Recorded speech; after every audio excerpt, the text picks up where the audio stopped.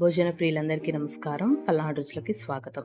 చాలామంది తెలంగాణ స్పెషల్ అయిన మొక్కజొన్న గారెలు తినుంటారు. అలాగే ఆంధ్ర స్పెషల్ అయిన మసాలా వడలు తినుంటారు. కానీ రెండింటినీ కలిపి మొక్కజొన్న మసాలా వడలు ఎప్పుడైనా తిన్నారా? తినకపోతే ఒక్కసారి ఈ వీడియో చూసి ట్రై చేయండి. చాలా చాలా టేస్టీగా ఉంటాయి. పైన క్రంచీగా, లోపల సాఫ్ట్గా చాలా టేస్టీగా ఉంటాయి.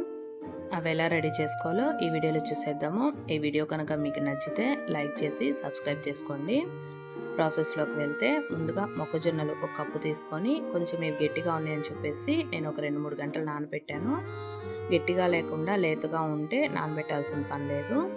ఇలా నానబెట్టుకున్న మొక్కజొన్న ఒక కప్పు తీసుకోవాలి. అలాగే ఒక గంటన్నర నానబెట్టుకున్న పచ్చిపప్పును కూడా ఒక కప్పు తీసుకోవాలి. ఈ రెండింటిని ఈక్వల్ క్వాంటిటీలో తీసుకోవాలి.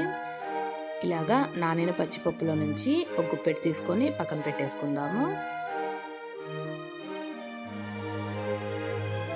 ఇప్పుడు ఒక మిక్సీ జార్ తీసుకొని ఇందులోకి మనం నానబెట్టుకున్న మొక్కజొన్నలు ఉన్నాయి కదా, ఒక కప్పు అవి వేసుకున్నాము.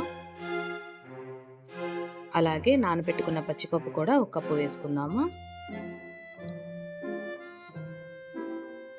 ఇప్పుడు వీటిని బరకగా గ్రైండ్ చేసుకోవాలి. ఎక్కడైనా నీళ్ళు అవసరమైతే కొంచెం పోసుకుంటూ బరకగా గ్రైండ్ చేసుకోవాలి. ఇలా గ్రైండ్ చేసుకున్న పేస్ట్ని ఇప్పుడు ఒక మిక్సింగ్ బౌల్లో వేసుకుందాము. మనకి పిండి ఎక్కడన్నా లూజ్గా అనిపిస్తే కొంచెం బియ్య పిండి కలుపుకోండి.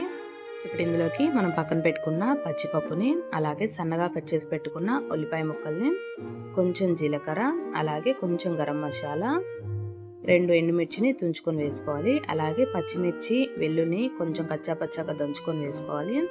అలాగే కొంచెం కరివేపాకు, కొత్తిమీర తరుగు కూడా వేసుకొని రుచికి సరిపడా ఉప్పు వేసుకోవాలి. ఇప్పుడు పిండి మొత్తాన్ని బాగా కలుపుకుందాము.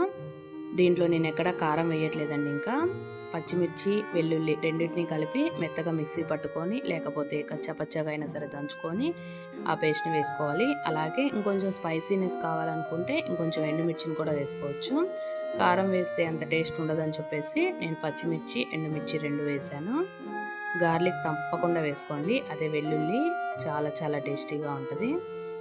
ఇలా పిండి మొత్తాన్ని కలిపినాక డీప్ ఫ్రైకి సరిపడా ఆయిల్ పెట్టుకొని, ఆయిల్ బాగా హీట్ అయిన తర్వాత ఒక ప్లాస్టిక్ కవర్ మీద కానీ, లేకపోతే ఒక తడి క్లాత్ మీద అయినా సరే ఇలా గారెల్లా కానీ, లేకపోతే వడల్లా అయినా సరే మన ఇష్టం అది. నేను ఇక్కడ కొన్ని గారెలు వేశాను, అలాగే కొన్ని వడల్లా కూడా వేశాను.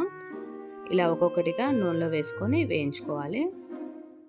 ఇవి మనకి మరీ పలుచగా ఉండవు కాబట్టి కొంచెం కాలడానికి టైం పట్టిద్ది. ఇలా ఒకవైపు వేగిపోయిన తర్వాత రెండో వైపుకు తిప్పుకుంటూ వేయించుకోవాలి. ఈవినింగ్ టైంలో టీ స్నాక్స్గా అయినా సరే, లేకపోతే ఇంటికి ఎవరైనా గెస్ట్లు వచ్చినప్పుడు వాళ్ళకి రొటీన్గా మినపగారెలు ఇలాంటివి చేసి పెట్టకుండా ఇలా వెరైటీగా అప్పుడప్పుడు చేసి పెట్టండి. చాలా ఇష్టంగా తింటారు.